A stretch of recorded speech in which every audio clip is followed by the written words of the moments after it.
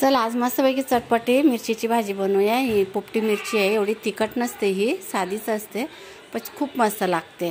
त्याच्यात एक दोन जे निबर झालेले असले ते जरा तिखट असतात, म्हणजे तिखट टाकायची गरज नाही आहे। मस्तपैकी मिरच्या धुवून घेतल्यात, कापून घेतलेल्या आहेत आणि तेल ठेवलंय आणि तेलामध्ये मस्त त्याला फ्राय करून घ्यायचे आहे। थोडासा लिंबू टाकायचा, लिंबू टाकल्याने का नाही आंबटपणा येतो। आणि चला आता भाजून घेतलेले, आता छान भाजून झाल्यावर काढून घेऊया।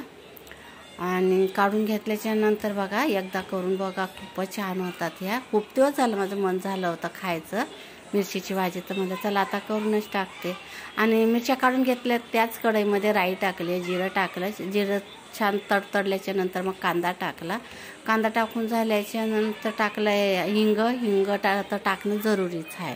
हिंग टाकला, कांदा टाकला, परतून घेतला। आता टाकली आहे धनिया पावडर आणि जिरं भाजून घेतलेले ते पण टाकलं, थोडी हळद टाकली आहे आणि परतून घेतलं। त्याच्यानंतर दही टाकली आहे 1.5 चमचा, दही पण चांगली त्या कांद्या टमाट्यामध्ये परतून घ्यायची।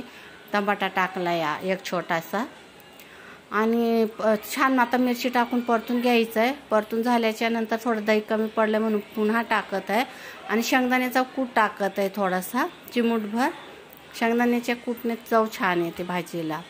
छान आता परतून घ्यायचं आहे। थोडंसं पहिले टाकलं होतं मीठ आणि थोडंसं कमी पडलं म्हणून आता टाकलं आहे।